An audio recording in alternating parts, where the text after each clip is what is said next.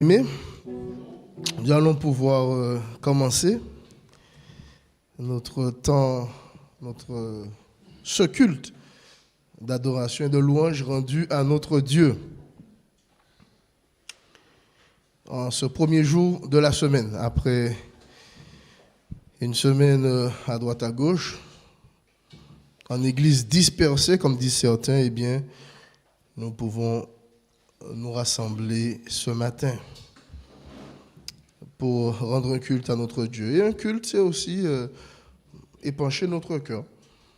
C'est peut-être pas commun, mais c'est aussi pour ça. En famille, pouvoir déverser notre cœur devant le Seigneur, soutenu par les frères et sœurs. Je vous propose de prier pour débuter ce moment. Notre Dieu, notre Père, nous voici tels que nous sommes en tant que peuple rassemblé pour te rendre ce culte. Tu sais comment chacun vient ce matin. Certains seront dans la joie, d'autres dans la tristesse, d'autres encore en pleurs, d'autres en réflexion. Et nous voulons, avec ce que nous sommes, eh bien, nous présenter devant toi. Et ceux qui ont des fardeaux, daigne, s'il te plaît, Seigneur, les soutenir et qu'ils puissent te laisser leur fardeau. Et ceux qui sont dans la joie, eh bien, qu'ils puissent continuer à se réjouir en toi. Tu es notre Dieu, notre Père. Tu veux et tu fais ce qu'il y a de mieux pour nous. Et ce que tu veux, c'est que nous progressions dans la sainteté. Alors chacun, selon sa problématique particulière de vie, eh bien, mène à terme, Seigneur, ce beau projet que tu as pour chacun. Nous rendre semblables à notre Seigneur et Sauveur Jésus-Christ. C'est d'ailleurs dans ce beau et puissant nom que nous te prions. Amen. Ce matin, nous allons parcourir le psaume 40. Une fois n'est pas coutume. Vous savez, les psaumes sont un recueil de prières mises en musique. Dommage, nous n'avons pas les mélodies, au moins pour nous rendre compte de ce que ça pouvait donner. Mais on a des musiciens modernes, comme Eric et Willy, qui pourraient nous mettre les psaumes en musique. En tout cas, voilà, ce recueil où les hommes de Dieu se sont épanchés devant notre Dieu, devant des situations terribles, devant des situations où, au contraire, ils étaient dans la joie.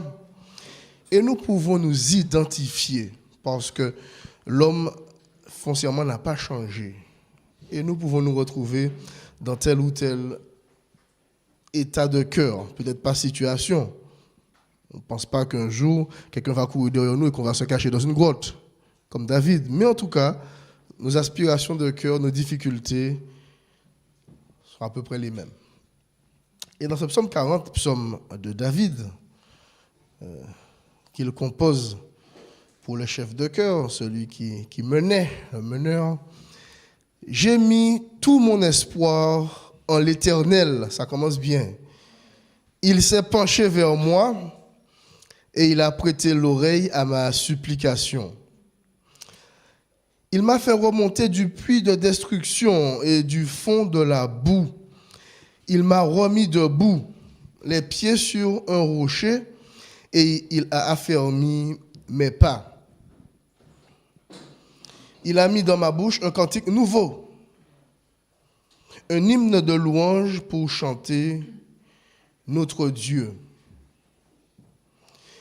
Et quand nous sommes dans des difficultés, bien-aimés, comme David, nous sommes appelés à nous relever. Et David nous dit même que Dieu avait mis ce cantique dans sa bouche. Donc notre Dieu du fond du gouffre peut nous faire le louer. Quand ils verront ce qu'il a fait, beaucoup voudront révérer l'Éternel et lui faire confiance. Et je pense à nos voisins qui voient quand telle ou telle situation nous arrive, eh bien, quelle est notre réaction? Ils peuvent voir Christ à travers la réaction que nous avons et révérer Dieu, lui faire confiance. Bienheureux l'homme qui fait confiance à l'Éternel et qui ne se tourne pas vers les gens orgueilleux, perdus dans le mensonge. Les 5 premiers versets pour commencer et chanter ce premier chant, « Je n'ai que toi ». Parce que dans tout cela, en vérité, nous n'avons que notre Dieu. C'est un chant qui dit « Je n'ai que toi », mais bien qu'il ait ce « je », on le chante dans un esprit communautaire, bien-aimé. Amen. Je n'ai que toi.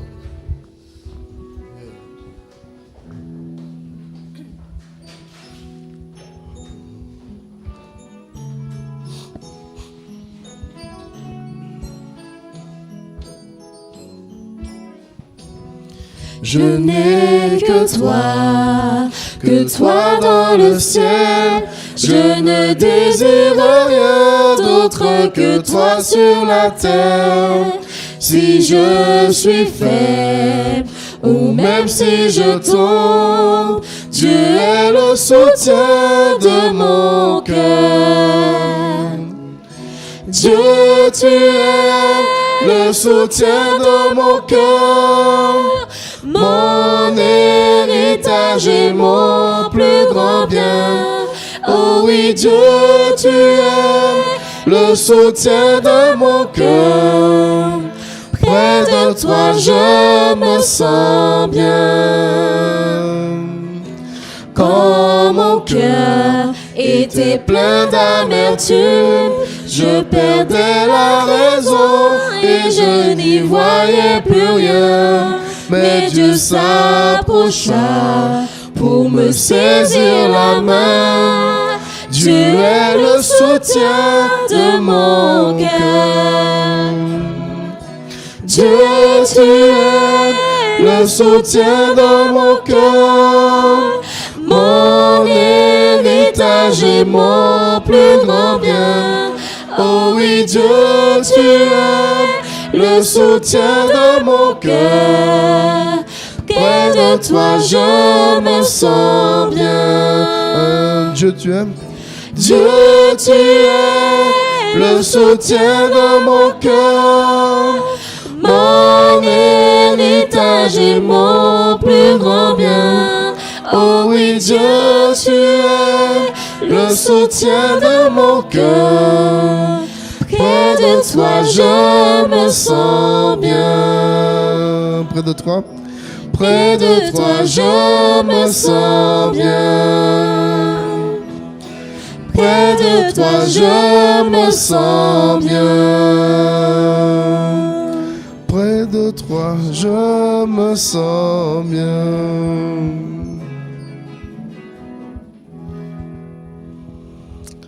Amen. Verset 6. Ô Éternel, mon Dieu, que tes œuvres merveilleuses, que d'œuvres merveilleuses tu as faites pour nous et combien de projets.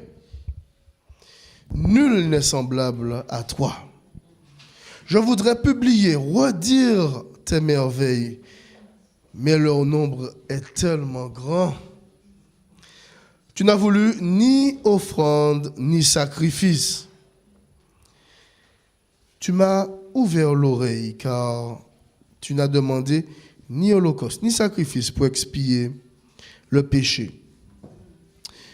Alors j'ai dit, voici, je viens. Dans le rouleau du livre, il est question de moi. Et il était question du Seigneur Jésus, qui a cité ce psaume à l'entrée de son ministère, on va dire. Je prends plaisir à faire ta volonté, mon Dieu, et ta loi est gravée tout au fond de moi. Amen. C'était le verset 9. Et notre Dieu est grand et il est digne de louange, pour toutes ces merveilles, les merveilles de sa création, parce qu'il a expié nos péchés, pas à coup de sacrifices et d'offrandes, puisque les sacrifices, le sang des animaux ne pouvait nous laver, nous purifier complètement. Alors, il a pourvu aussi à un salut durable et efficace. Pour cela, il est grand. Il est magnifique, digne de louange. Notre grand Dieu. Tu es grand, Seigneur.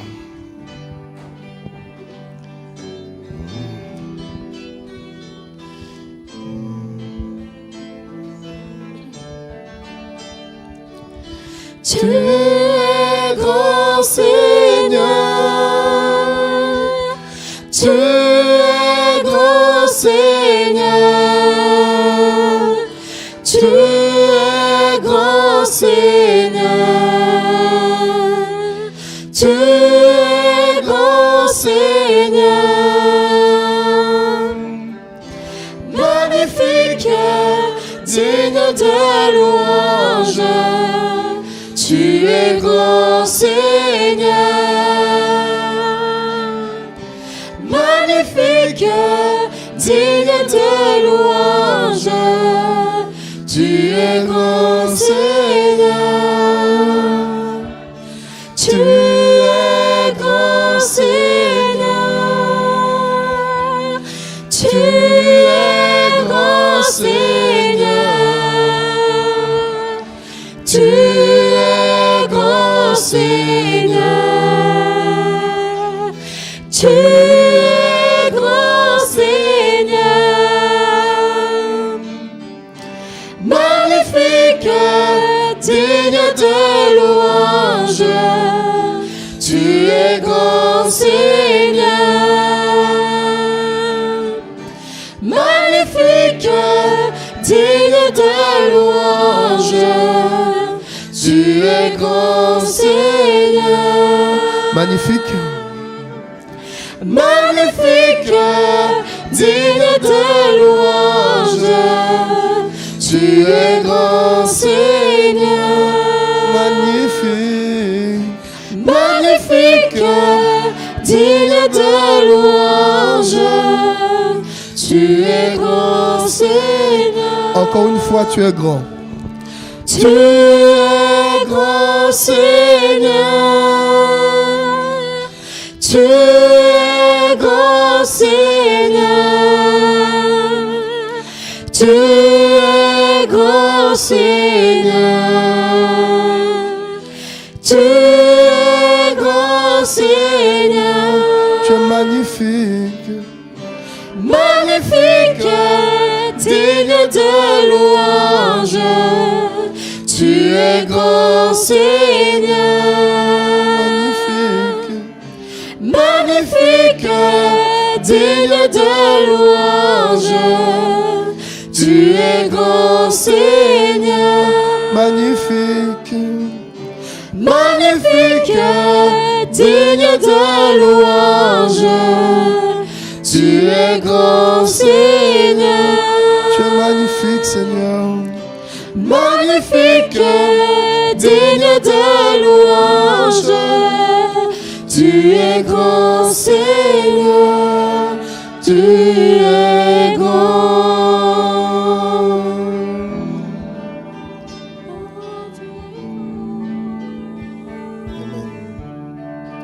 Tu es grand.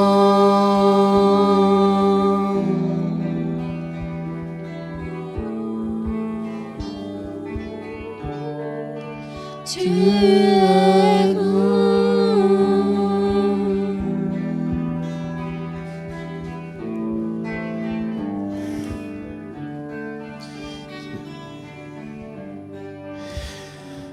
Disons-lui, bien-aimé, toute notre reconnaissance.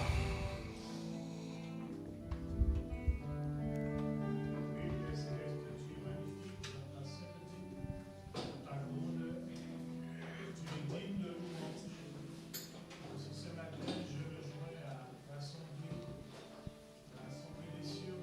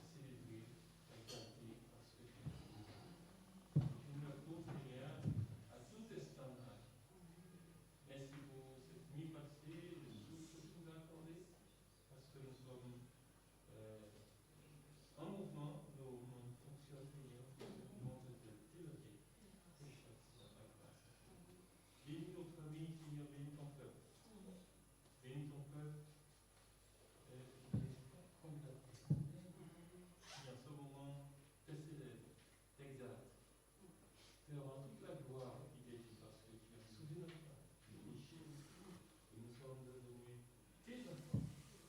Attendant ce glorieux retour, qui est imminent, Seigneur, on ne peut pas le nier, et nous voulons rester attachés à ça. Que tout le monde soit béni. Magnifique, au nom de Jésus. Éternel notre Seigneur, que ton nom est magnifique sur toute la terre. Toi qui habites en majesté au-dessus des cieux, par la bouche des enfants et des nourrissons, tu as trouvé ta force à cause de tes adversaires pour imposer silence à l'ennemi et ton indicatif. Quand je regarde tes cieux, ouvrage de tes mains, la lune et les étoiles que tu as établies, qu'est-ce que l'homme pour que tu te souviennes de lui? Et le Fils de l'homme pour que tu prennes garde à lui? Tu l'as fait d'un peu inférieur à Dieu. Et tu l'as couronné de gloire et de splendeur. Tu lui as donné la domination sur les œuvres de tes mains. Tu as tout mis sous ses pieds, les brebis comme les bœufs, tous ensemble. Et même les bêtes des champs, les oiseaux du ciel et les poissons de la mer, tout ce qui parcourt les courants marins. Éternel notre Seigneur, que ton nom est magnifique sur toute la terre. Amen. Éternel notre Père, qui est semblable à toi dans ta magnificence? Qui est comparable à toi, ô notre Dieu? Toi qui sièges dans le cieux très haut, toi qui domines tout, Père, ton nom est vraiment magnifique. Ton nom est saint. Tu es fidèle. Tu es le Tout-Puissant. Tu es un Dieu amour, un Dieu bon, un Dieu plein de compassion pour ses créatures.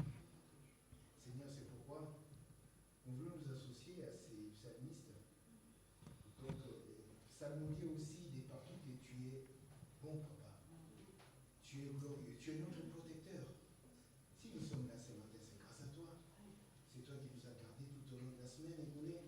C'est toi qui nous as donné la force et la joie d'être là ce matin, de pouvoir t'écouter, élever nos voix et chanter. Seigneur, tout cela vient de toi. Papa, tu nous aimes.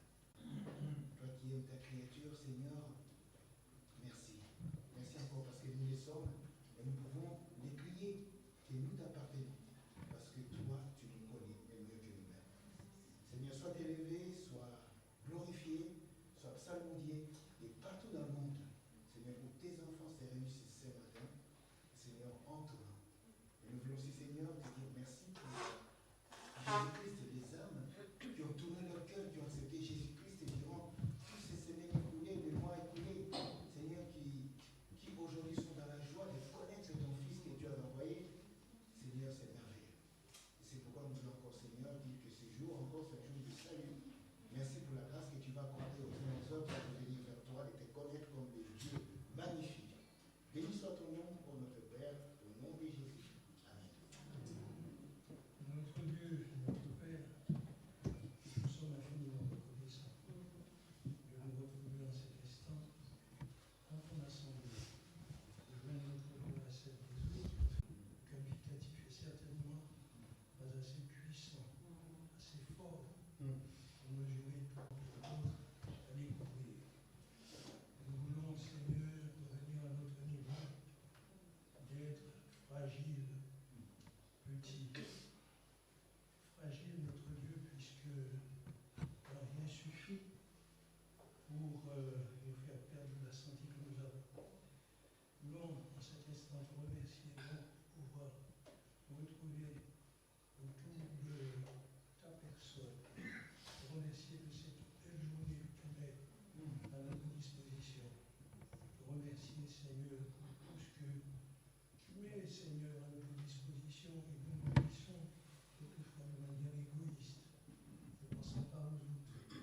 Père éternel, nous voulons même avoir une pensée pour les autres frères et sœurs en Christ qui, à travers ce monde, ont des difficultés à se réunir en toute liberté comme nous, pour t'exprimer leur amour, t'exprimer leur reconnaissance. Accepte donc nos louanges et Seigneur, aide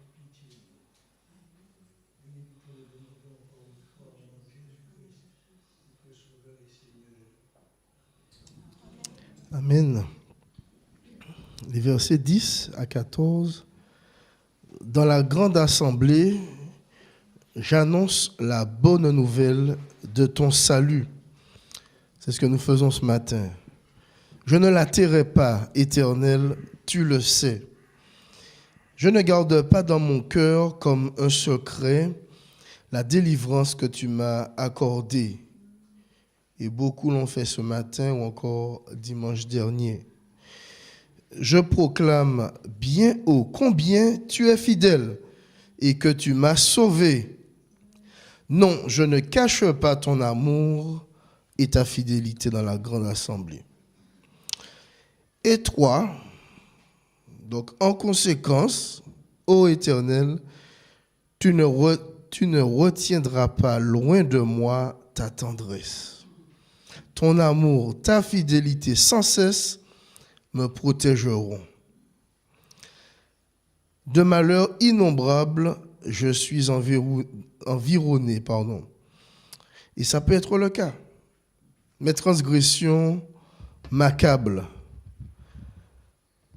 Et ça devrait être le cas. Je n'en supporte pas la vue. Elles dépassent par leur nombre les cheveux de ma tête. Et puis je n'ai plus de courage. Mais Éternel, veuille me délivrer. Viens vite à mon aide.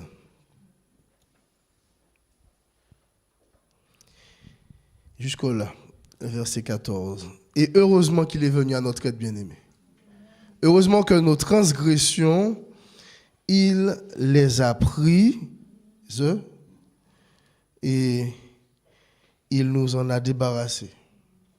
Heureusement que par Jésus, il a expié, c'est-à-dire il a ôté la dette que nous avions vis-à-vis du péché.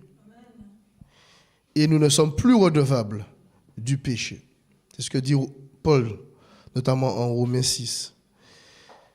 Heureusement que par son Saint-Esprit qui habite en nous, nous avons la possibilité de rejeter tout ce qui n'est pas de Dieu et qui veut encore faire la guerre à nos personnes.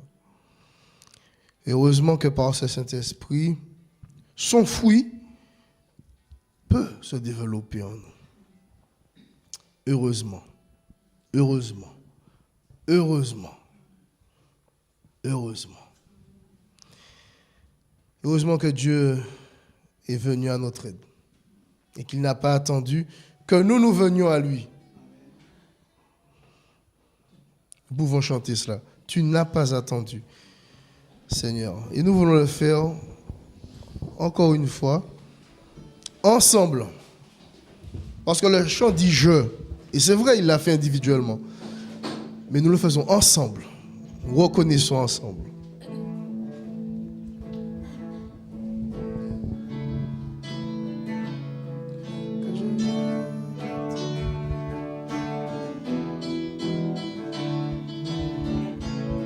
Tu n'as pas attendu. Tu n'as pas attendu que je vienne à toi, mais tu as revêtu notre humanité. Tu n'as pas attendu que je crie vers toi, c'est toi qui m'as appelé le premier. Reçois ma reconnaissance, Jésus, ma reconnaissance pour la croix, ma reconnaissance, Jésus, pour ta venue, ton amour, ton salut. Tu n'as pas attendu que je vienne à toi, mais tu as revêtu notre humanité. Tu n'as pas attendu que je crie vers toi, c'est toi qui m'as appelé le premier. Reçois ma reconnaissance, Jésus. reconnaissance pour la croix, ma reconnaissance, Jésus, pour ta venue, ton amour, ton salut, Reçois ma reconnaissance, Jésus, ma reconnaissance pour la croix, ma reconnaissance, Jésus, pour ta venue, ton amour, ton salut, ton amour, ton amour, ton salut, ton amour, ton salut.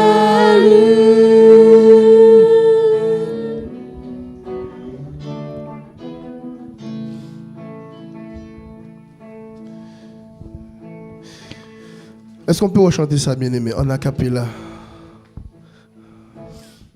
Reçois ma reconnaissance, Jésus, ma reconnaissance pour la croix, ma reconnaissance, Jésus,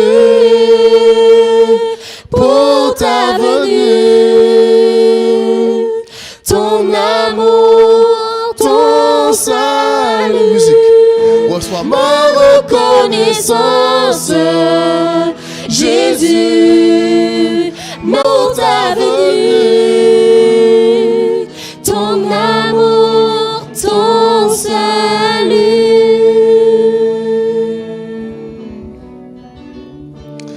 Amen. Parce que, bien-aimé, sans Jésus et son sacrifice, nous serions perdus. Seigneur, c'est comme ton amour qui est incalculable. À regarder nos péchés, mais tu es bien jusqu'à nous. Toi qui es Dieu sans tâche, sans défaut, qui a péché pour nous à cause de ton grand amour. La Bible a dit, il n'y a pas plus grand amour que donner sa vie pour ses qu'on aime. Dieu a tellement aimé le monde qu'il a donné son Fils unique afin que quiconque croit en lui ne se périsse point, mais qu'il a la vie. Merci. Nous n'avons pas péri, nous aurons la vie en Jésus. Et tu nous as fait de nous tes enfants.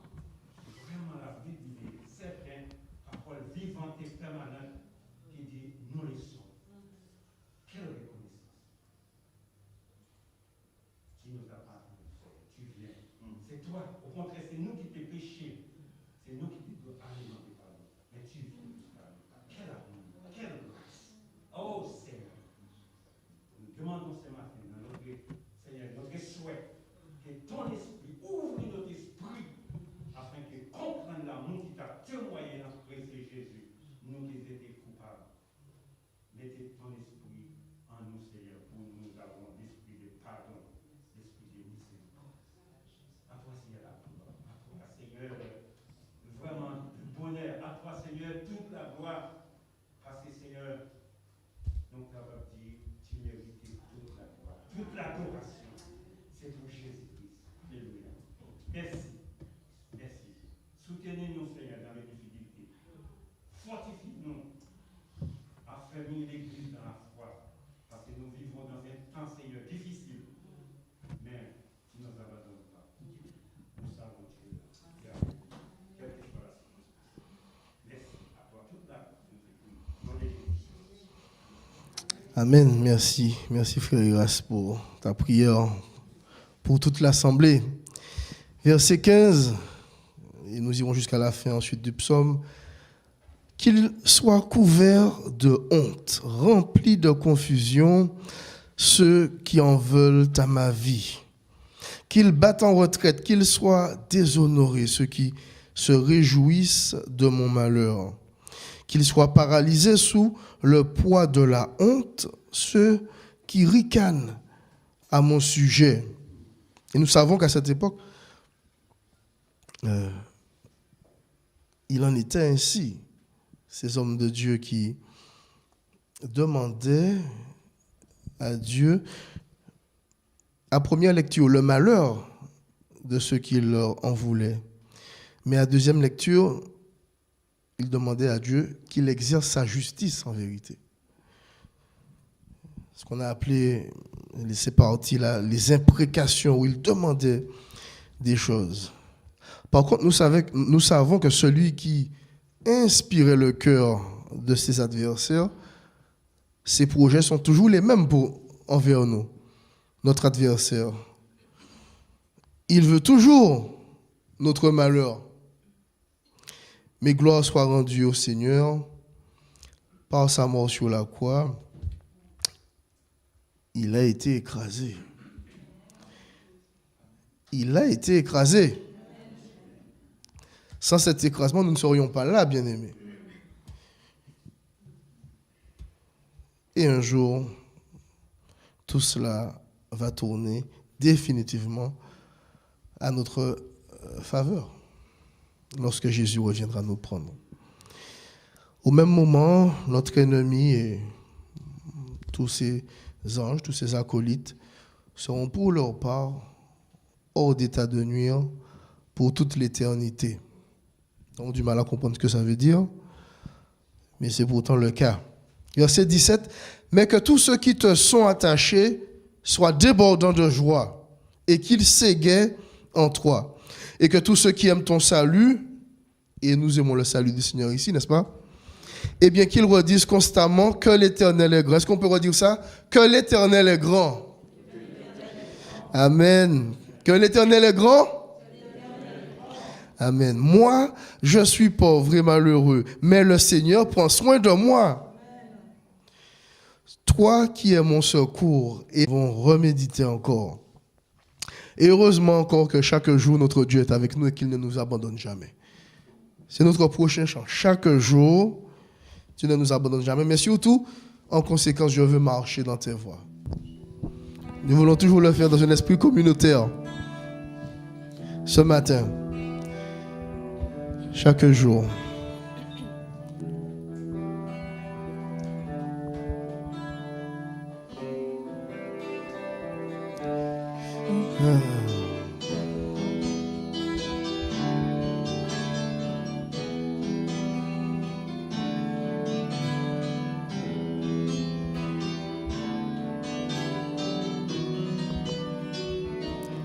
Non, je ne pourrai pas me tenir devant toi si tu me révélais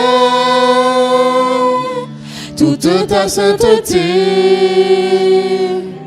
Mais Jésus m'a aimé de toute éternité, et c'est à travers lui que je peux m'approcher chaque jour. Je veux marcher dans tes voies et que ma vie soit pour toi, tout comme un parfum d'amour que je répands devant toi.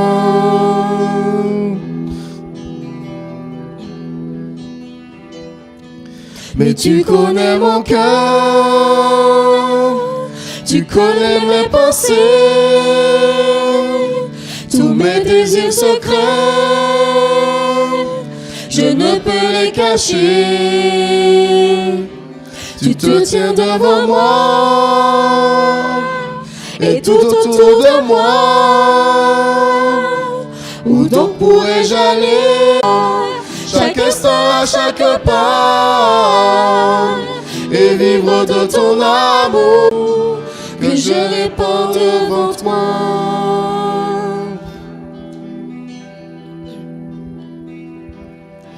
Mais j'ai besoin de toi pour assurer mon pas, pour que ma vie entière soit noyée de lumière. Je veux pouvoir briller jour, je veux marcher dans tes voies. Je veux entendre ta voix et que ma vie soit pour toi, tout comme un parfum d'amour. Chaque jour, Chaque jour, je veux entendre ta voix et que ma vie soit pour toi, tout comme un parfum d'amour que je répands devant toi.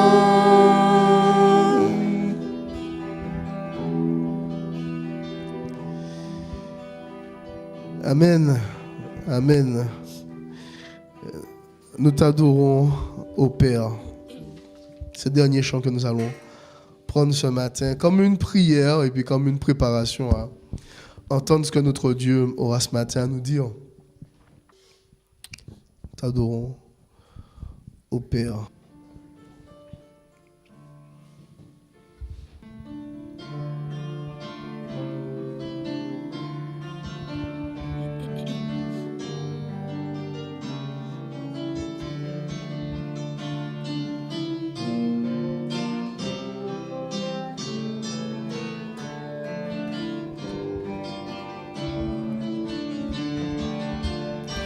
Nous t'adorons, ô Père, dans ton temple. Nous t'adorons en esprit et en vérité. Tu habites nos louanges. Nous t'adorons en esprit et en vérité. Nous t'adorons encore une fois. Nous t'adorons, ô Père, dans ton temple. Nous t'adorons en esprit et en vérité. Tu habites louange. Nous t'adorons en esprit et en vérité. Car un jour près de toi vaut mieux que 1000 ailleurs. Je désire habiter dans ton temple. Car un jour près de toi vaut mieux que 1000 ailleurs. Je désire habiter dans ta maison, Seigneur. Nous t'adorons, ô Père, dans ton temple. Nous t'adorons en esprit et en vérité. Tu habites nos louanges. Nous t'adorons en esprit et en vérité. Car un jour, 1000 ailleurs, je désire habiter dans ta maison, Seigneur. Car un jour près de toi vaut mieux que 1000 ailleurs. Je désire habiter dans ton temple. Car un jour près de toi vaut mieux que 1000 ailleurs. Je désire habiter dans ta maison, Seigneur. Je désire habiter dans ta maison, Seigneur. Je désire habiter dans ta maison, Seigneur.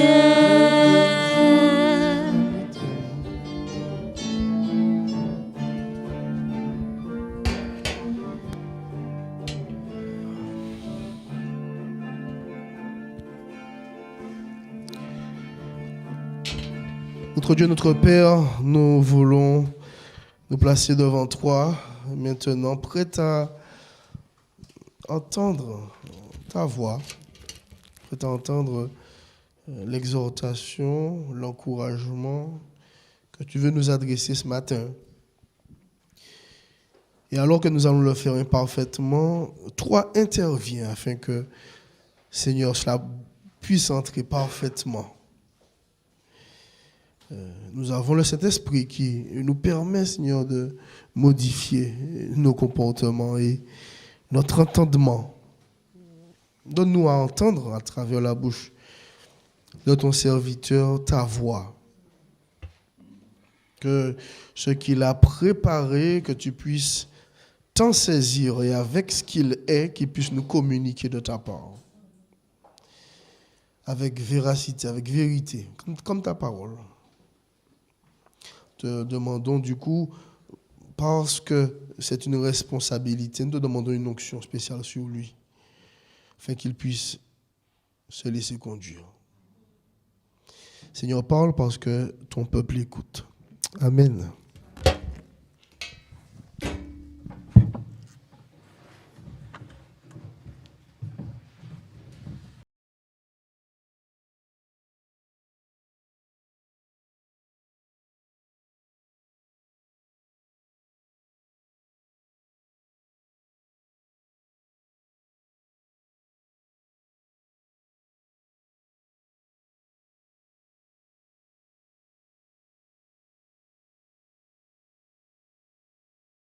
Bonjour frères et sœurs.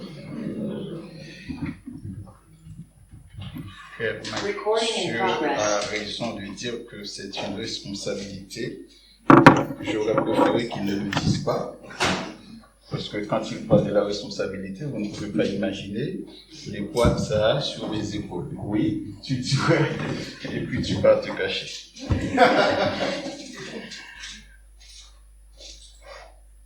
La paix du Seigneur soit avec chacun de vous. Merci. Ça a été la semaine pour chacun d'entre vous. Alors, je vais juste vous dire, comme la dernière fois, le frère Raymond, dans une intervention, nous a dit que nous ne le connaissions pas, c'est vrai. Il a juste essayé de se révéler pour nous dire qu'il était un tout petit peu. Moi, je vais juste dire un tout petit mot, mais je ne vais pas rester longtemps parce que ce n'est pas le sujet.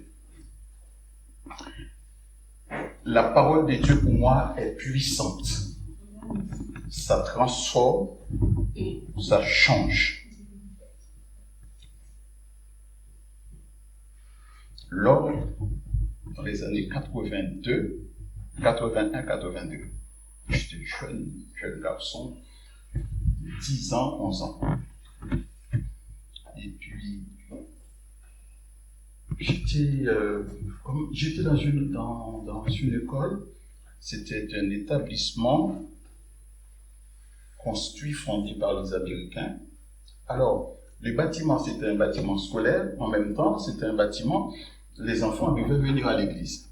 Parce que, de cette époque-là, comme c'était une école religieuse, de cette époque-là, les enfants qui ne venaient pas à l'église les dimanches, eh bien, le lundi matin, il y a ce qu'on appelait la direction. Je ne sais pas si on dit toujours ce mot, la direction, mais on devait se présenter à la direction pour aller s'expliquer pourquoi on n'était pas là. Alors donc, on risquait de se faire bastonner.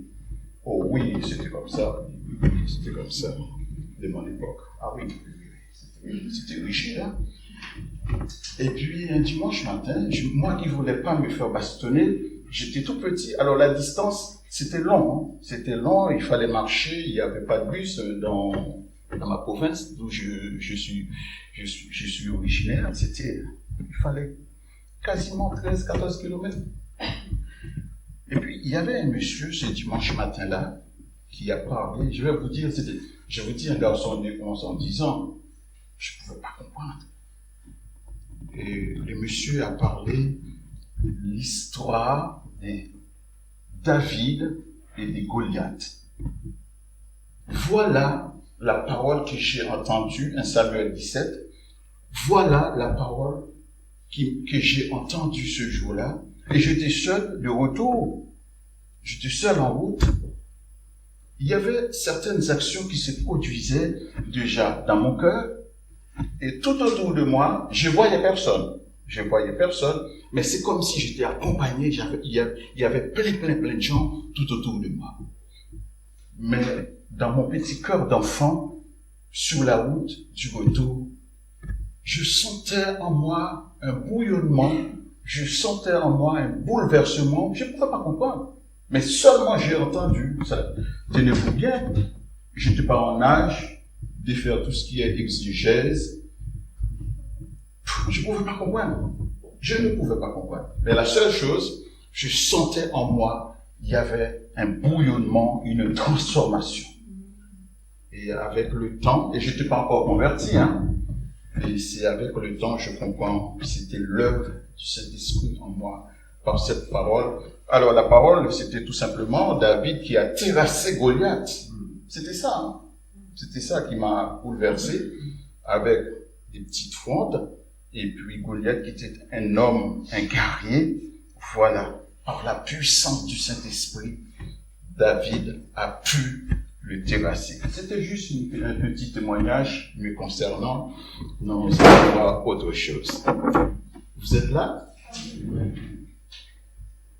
Ce que je souhaite, le Saint-Esprit a mis dans mon cœur, je souhaite partager avec vous.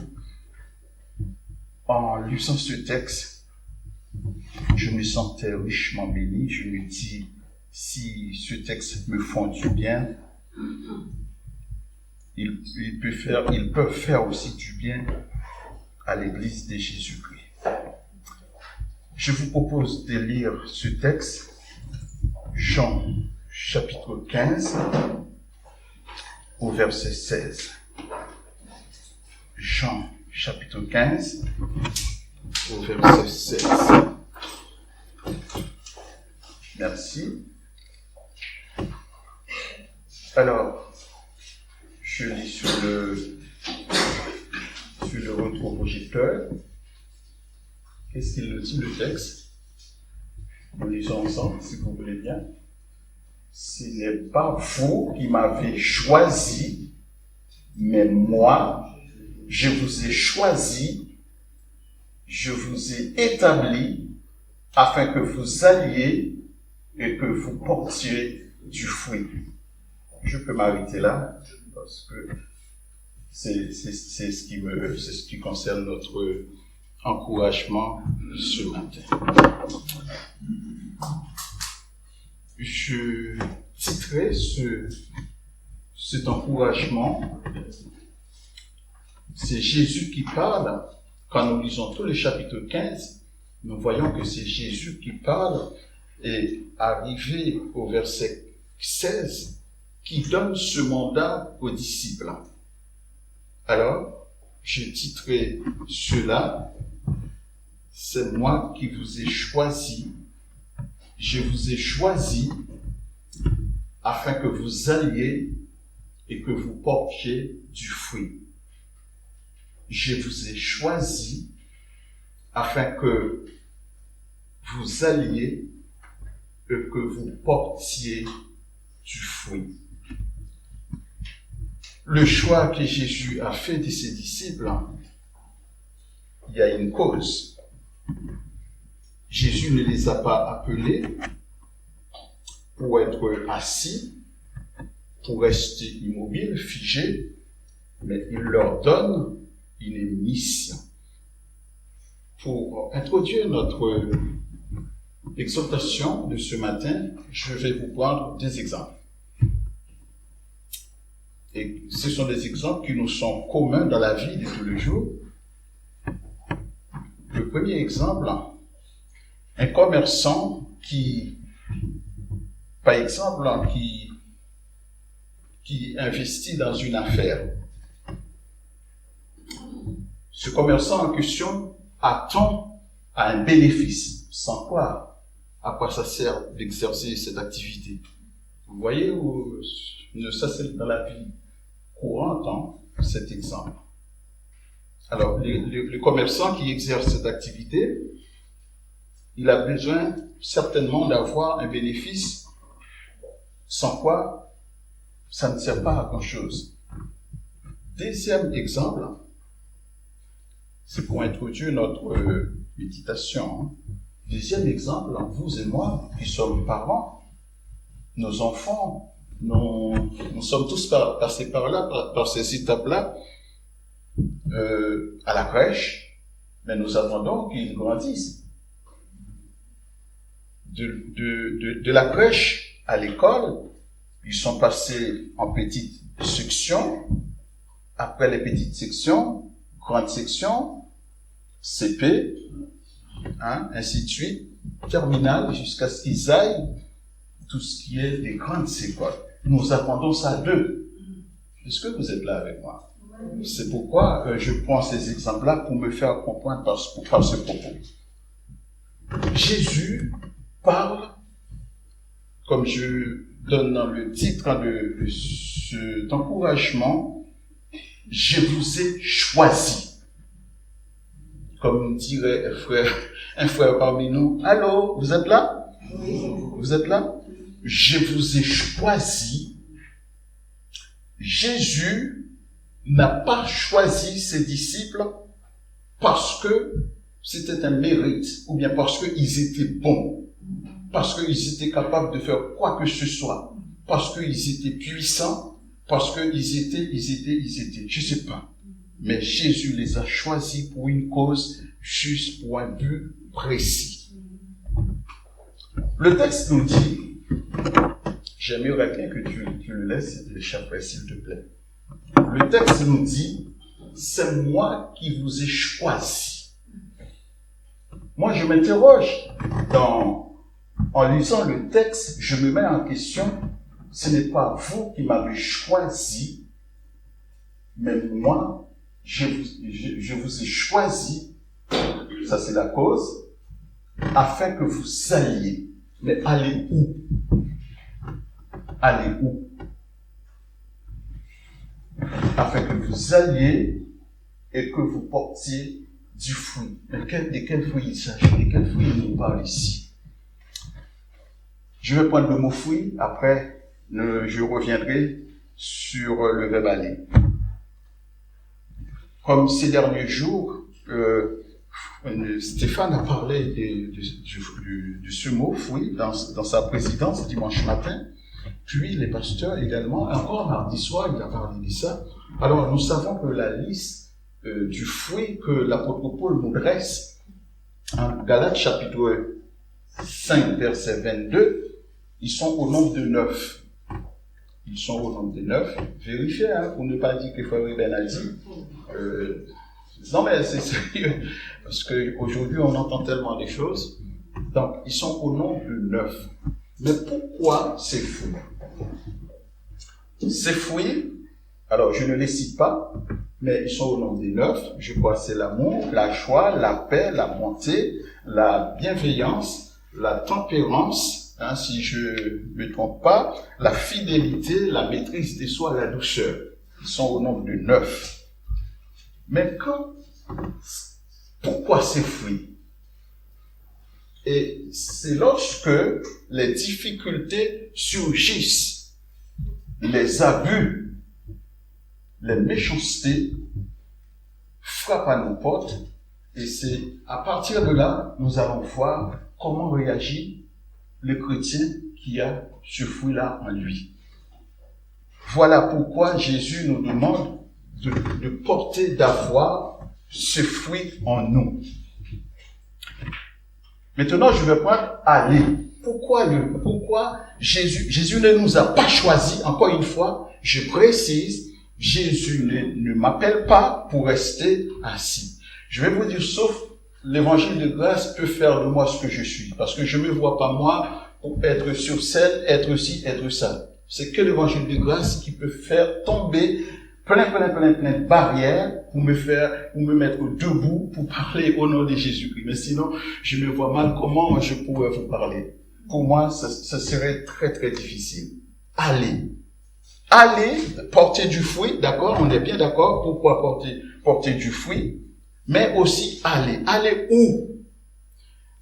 Je vais légèrement parler de Paul, mais c'est pas le sujet de ce matin. Rappelez-vous, Paul a eu 3 grands voyages missionnaires. Mais aller, ça veut dire que Jésus ne nous a pas choisis pour rester là où on est. Je suis sauvé, mais Jésus nous donne un mandat, une mission, c'est afin d'aller vers les autres. Aller vers les autres, je crois que c'est parce que s'il n'y avait pas d'autres gens qui étaient venus, moi je ne serais pas là, moi.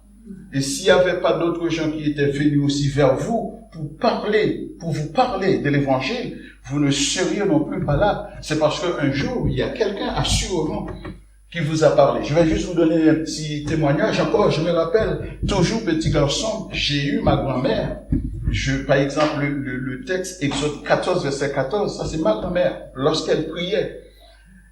Dewa 6, verset 16, c'est toujours ma grand-mère. Psaume 103, toujours ma grand-mère. Psaume 91, toujours ma grand-mère. Elle ne savait ni lire ni écrire. Mais quand elle priait, elle récitait ses paroles, et bêtement comme ça, moi je les assimile comme ça. Donc, voilà, et aller ici, c'est que vous et moi, nous avons une mission. Et un minimum, même si nous ne pouvons pas aller comme l'apôtre Paul, mais chez nous, avec nos enfants, avec nos voisins, je dois faire. À mon petit niveau, je leur ai exposé l'évangile.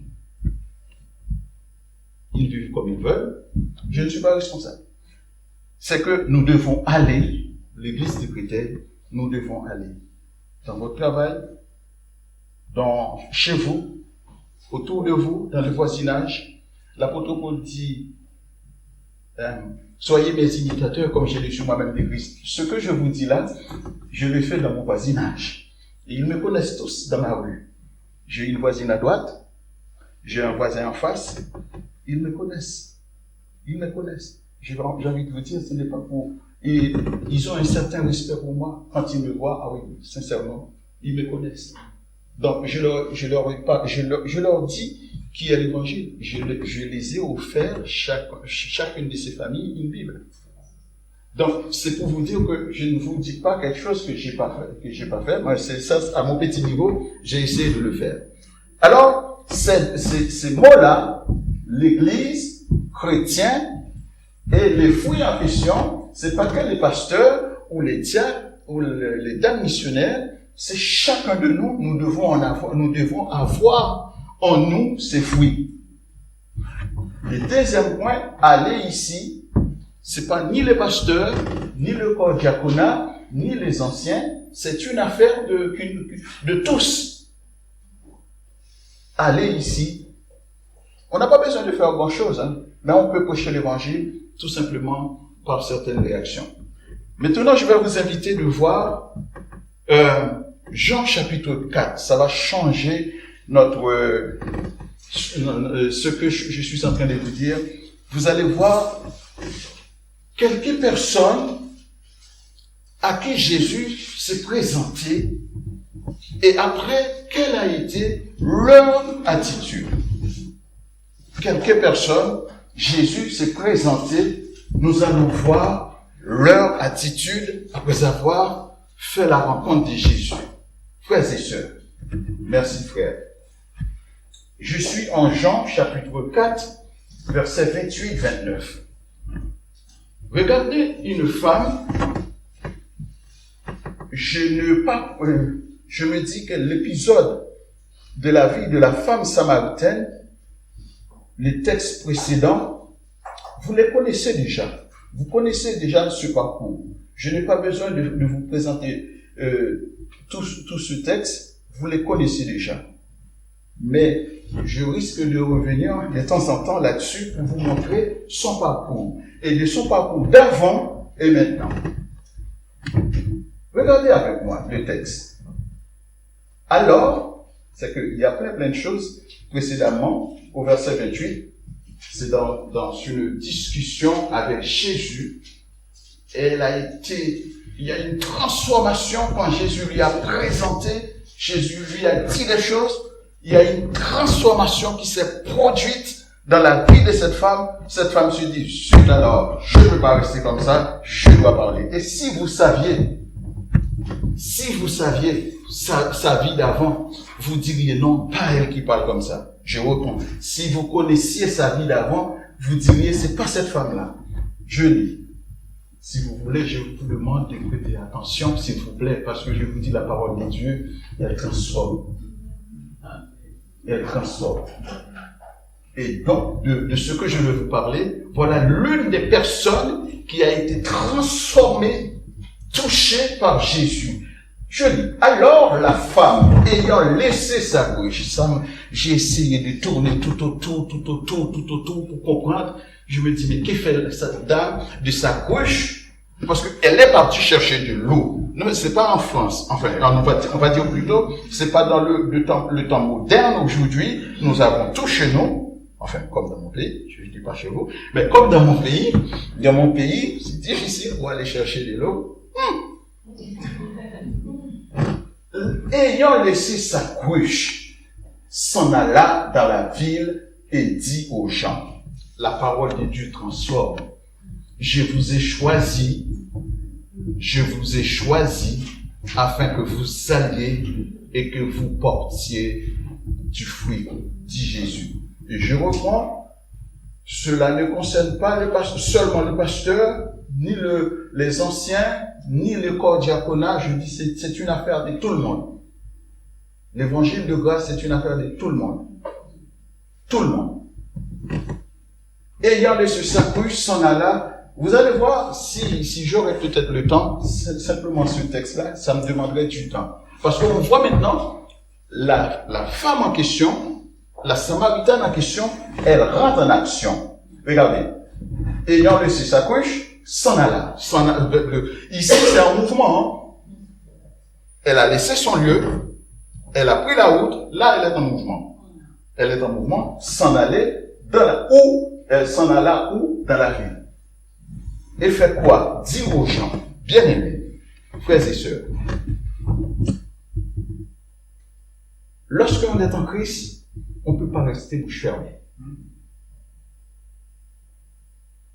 Quand on est touché par l'évangile de grâce, si je remonte, rappelez-vous, en Actes chapitre 2, le jour de la Pentecôte, Pierre a prononcé un discours.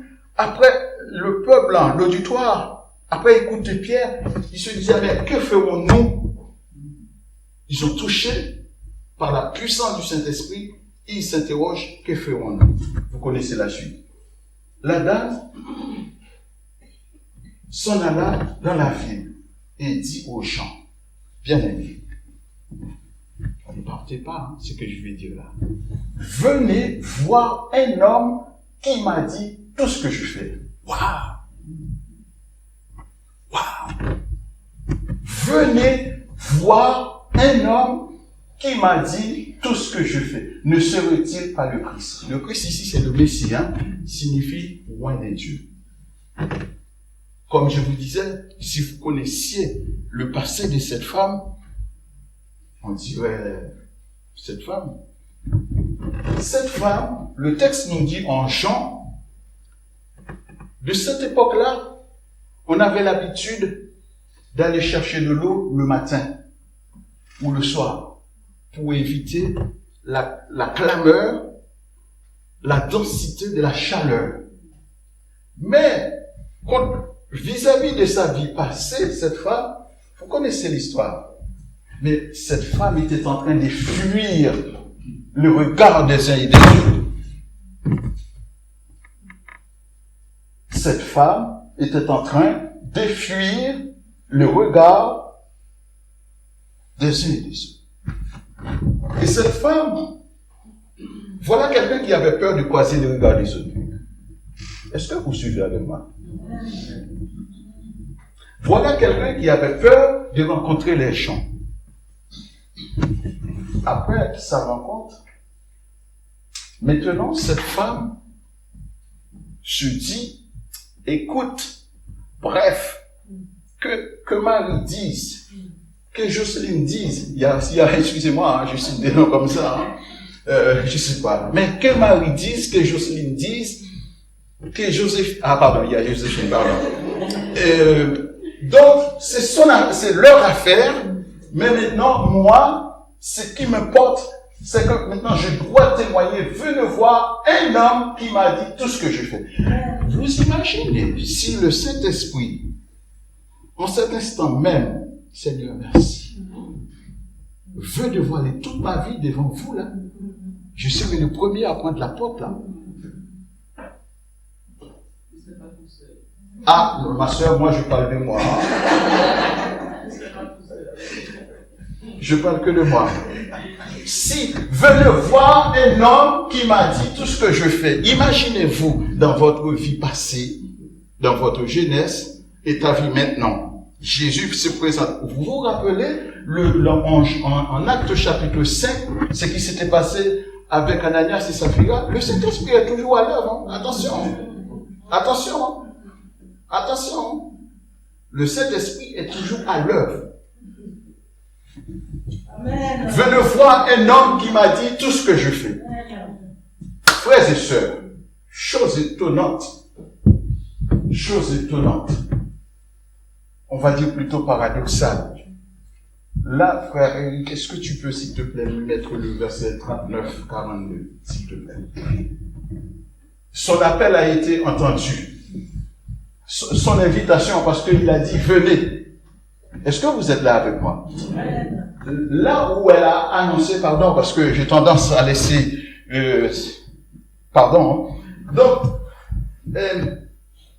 son appel a été entendu. Et voilà que le texte au verset 39 nous dit que plusieurs Samaritains de cette ville crourent en Jésus à cause de cette déclaration formelle de la femme. Vous êtes là avec moi? Nous devons annoncer l'évangile. Nous devons témoigner de ce que Jésus a fait. Plusieurs Samaritains de cette ville crourent en Jésus à cause de cette déclaration formelle de la femme. Et le témoignage, c'est que les Samaritains, à leur tour, ils disent que il m'a dit, voilà, c'est le témoignage de la femme, hein. Il m'a dit tout ce que je fais. Et voilà, lorsque Jésus a dit à cette femme, a révélé sa vie, disons-nous plutôt la révélation de Jésus-Christ face à cette femme, Jésus veut montrer, c'est un peu difficile à comprendre, Jésus veut se révéler à cette femme pour faire comprendre à cette femme, elle connaît tout d'elle. Tout. Alors, elle m'a dit tout ce que je fais. Verset 40. Les Samaritains vinrent le trouver, c'est-à-dire Jésus. Ils le prièrent de rester. Et ce qui m'a frappé dans le texte, au verset 41, un peu plus grand nombre crurent à cause de sa parole. C'est-à-dire que là, il y a un enchaînement, non seulement le témoignage de la dame vis-à-vis de ses concitoyens, ou bien de ces gens de la ville, ils ont cru, et après, à leur tour, eux, ils vont demander à Jésus de rester. Et pendant vous allez voir un peu plus loin. Verset 41, un beaucoup plus grand nombre crurent à cause de sa parole. Je me disais que ils sont un tout petit peu incroyables. Regardez, au verset 42, voilà ce que dit ce même monsieur. Au verset 42.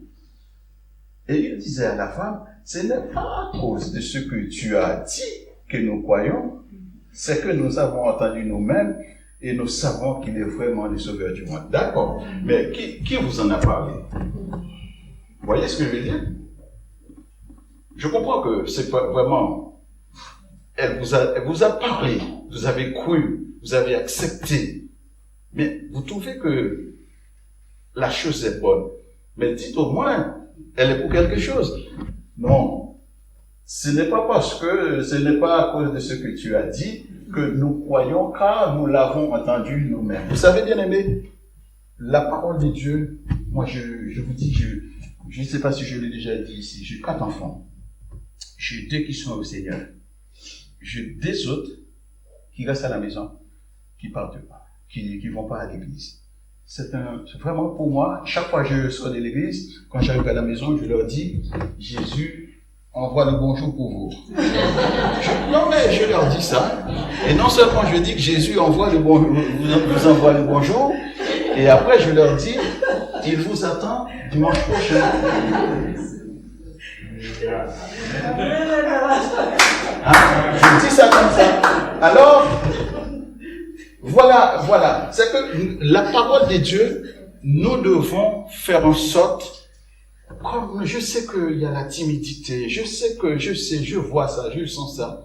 mais nous avons besoin de sauter le pas, d'annoncer l'évangile de grâce. D'annoncer l'évangile de grâce. Alors, voilà. Maintenant, je vais prendre Jean, chapitre... C'est comme si je sens que j'ai quelque chose que j'ai pas soulevé dans le texte, parce que pour moi, je sens que...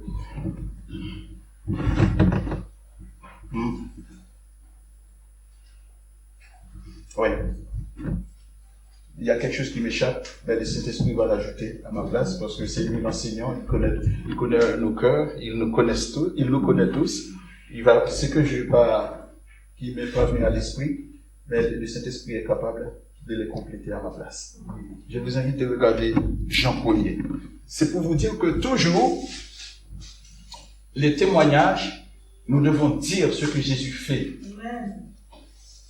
Parler de Jésus, c'est pour nous, pour moi, je sens que même si je sais qu'il y a la timidité qui est là, mais il faut faire en sorte de briser ce lien et puis de parler de Jésus pour raconter ce qu'il fait, ce qu'il est.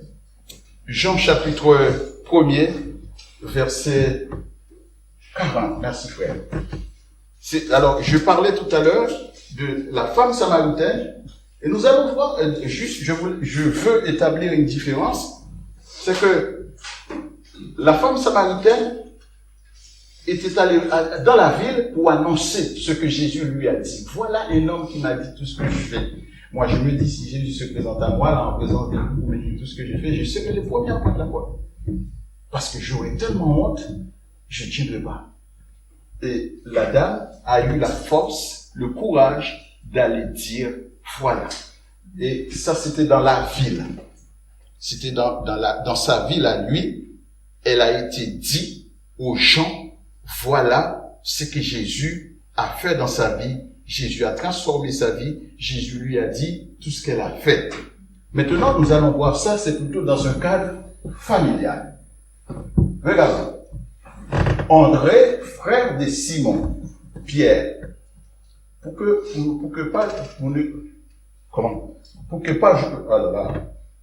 ne pas que j'oublie, Simon, nous allons voir ça. Simon a rencontré Jésus plutôt, André, frère de Simon, Pierre, était l'un des deux qui avait entendu la parole de Jean et qui avait suivi Jésus. Ce fut lui qui rencontra le premier son frère Simon et il lui avait dit, nous avons trouvé le Messie, ce qui signifie Christ. Il les conduisit vers Jésus, lui en regardant, dit, tu es Simon, fils de Jonas, tu seras appelé Céphas, ce qui signifie Christ. Pierre. Pardon, Céphas, ce qui signifie Pierre, ouais, c'est bien de suivre. Pour la femme samaritaine, c'était dans un cadre, c'était dans une ville, mais là, c'est dans un cadre familial. Je voudrais vous dire un petit quelque chose. André, c'était l'un des apôtres. Lorsque nous lisons Matthieu chapitre 10, nous trouvons la liste du nom des apôtres. André en fait partie. Vous allez voir, à partir de là, on n'entend plus parler d'André. Et le texte est important, j'ai essayé de tourner dans toutes les versions. Le texte nous dit, André, il a rencontré Jésus. Et déjà, il y a quelque chose qui a transformé la vie d'André. C'est lorsque André a entendu la parole de Jean. Alors ici, quand je dis Jean, c'est Jean-Baptiste. André était le disciple de Jean. Jean a entendu cette parole dans la bouche. André a entendu cette parole dans la bouche de Jean qui disait que voici l'agneau de Dieu qui ôte le péché du monde. Jean 1er, verset 29. André, de son passé dans le judaïsant qu'il était, qui connaissait les sacrifices qui se faisaient dans le temple, quand il a entendu l'agneau de Dieu, André s'est démarqué, il a laissé Jean, il est parti suivre Jésus. Et le texte nous dit, André, frère de Simon. Et c'est lui le premier qui a rencontré Jésus. Après cette rencontre, c'est très important. Verset 41, ce fut lui qui rencontra le premier son frère Simon. Je pris toutes les versions pour voir est-ce qu'il n'y a pas, à mon niveau, j'ai essayé de regarder toutes les versions. Toutes les versions disent la même chose. Soit il y en a qui disent d'abord, il y en a qui disent le premier, dans un cadre familial, frères et sœurs. Je me dis, moi, si c'était moi, par exemple, mon fils qui a eu son bac, j'aurais pris mon téléphone d'appeler mon frère pour lui dire, mon fils a son bac, son permis, j'aurais dit pareil, j'aurais appelé mon frère pour lui dire, voilà, mon fils a son permis. Aussi, une promotion dans mon travail, j'aurais, là, tu sais, j'étais à 3000, maintenant je passe à 5000. J'aurais fait ça, mais vous savez que, regardez, le texte au verset 41, ce fut lui qui rencontra le premier son frère Simon. Et qu'est fait André? Et il lui dit, nous avons trouvé le Messie. Parce qu'il savait que le Messie était promis, il devait venir. Donc voilà, c'est une bonne nouvelle pour André de communiquer à son frère Pierre sa rencontre avec Jésus. Bien aimé. Jésus sait absolument tout de nous. Tout. De même, Jésus, dans la vie de la femme samaritaine, je vais juste dire un petit mot là-dessus, quand Jésus lui a dit, tu vas chercher ton mari. La femme dit à Jésus, je n'ai pas de mari. Jésus jette, met sur elle une douche froide. Tu en as déjà eu 5. Les derniers, pas ton mari. Ça veut dire quoi? Le péché, ou bien ce qui se passe au fond de nous, on ne peut pas se cacher. On peut pas cacher quelque chose à Jésus. Il connaît tout. Et là, pourquoi je prends cet exemple? Au verset 42, il le conduisit vers Jésus. Regardez. Virgule, Jésus, virgule. L'ayant regardé, dit, tu es Simon. Je me dis, est-ce que il y avait une connaissance? Est-ce que, lorsque André a présenté Simon à Jésus, est-ce qu'il y a eu une conversation pour lui dire, bon voilà, je suis le frère de Pierre, je suis son aîné, ou bien il est mon grand frère. Non, les textes, ça j'essayais de comprendre. C'est que là, il faut voir que là où Jésus, il le conduisit vers Jésus, l'ayant regardé, Jésus voit tout, et Jésus lui dit, tu es Simon. Ici, Simon, dans certaines recherches, on nous dit que c'est son nom hébreu. Et un peu, Jésus lui dit, là, il y a une prophétie qui est faite à l'égard de Pierre. Il va lui dire que ton nom sera transformé. Juste quelques détails, je vais dire. Nous pourrions lire pour dire que un Simon des Simons. Vous, lecteurs de la Bible, vous voyez ce que je veux dire? Là, je parle du chinois, là. Eh bien, oui. Ah oui. La rencontre de Simon, cette rencontre-là, chamboule, transforme la vie de Pierre, parce que c'était Simon son nom. Et là, lorsque Jésus l'a rencontré, il lui dit, tu seras appelé Pierre. Et Cephas, on nous dit c'est son nom araméen, et Pierre, c'est son nom grec.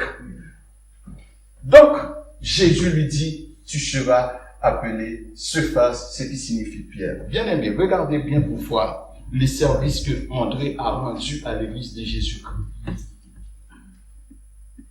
Et c'est de ce Pierre. André l'a présenté à Christ, et c'est ce Pierre-là, le jour de la Pentecôte. Est-ce que vous voyez ma démarche, d'où je pars et d'où je suis en train d'arriver avec vous? Et c'est ce Pierre-là que André a présenté à Jésus, Et c'est de lui, le jour de la Pentecôte, c'est ce Pierre qui va délivrer la parole de Dieu. Et la Bible nous dit, il y avait combien? Environ 3000 ans. Et en plus, ainsi de suite, tout ce que Pierre l'œuvre de Pierre dans l'église, je ne dis pas, je ne veux pas mettre Pierre comme dit certaines dénominations, mais quand même, Pierre, c'est quelqu'un qui a rendu beaucoup de services dans l'œuvre du Seigneur. Alors voilà, j'arrive presque à la fin. Je vais essayer de récapituler, de prendre tout ce que j'ai essayé de vous exposer. Le sujet, c'était Jésus qui parle, je vous ai choisi.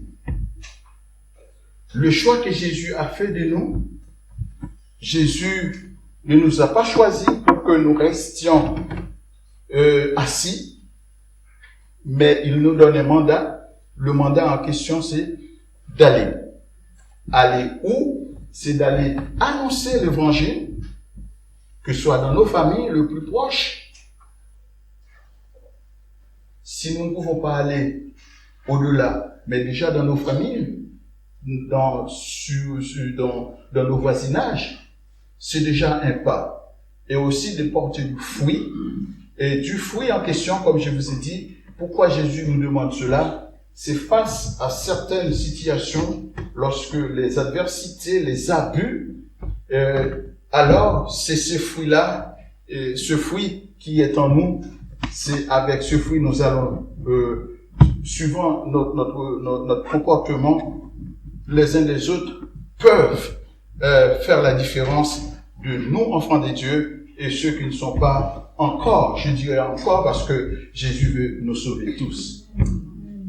Et nous voyons que la rencontre de Jésus avec cette femme samaritaine, Jésus l'a dit, sa vie, et cette femme a été touchée, et du coup, cette femme était dans l'obligation. Cette femme ne pouvait pas rester dans son coin. Elle est partie dire aux autres, voilà ce qu'un homme m'a dit. Et nous voyons ce qui s'est passé après. Et nous voyons aussi avec André, qui a rencontré le Messie, qui a communiqué cette bonne nouvelle à son frère Simon, et qui devient après un homme formidable dans l'œuvre du Seigneur. Tout ça, c'est pour vous dire que nous ne pouvons pas rester bouche fermée pour ne pas parler de Jésus-Christ. Et j'arrive à la fin, je vais juste prendre le texte je l'avais pas signalé, frère, Luc chapitre 9, verset 26, et entre-temps, je vais dire que Paul va nous dire, je n'ai point honte de l'évangile. Je sais que c'est une barrière très souvent pour les uns et les autres.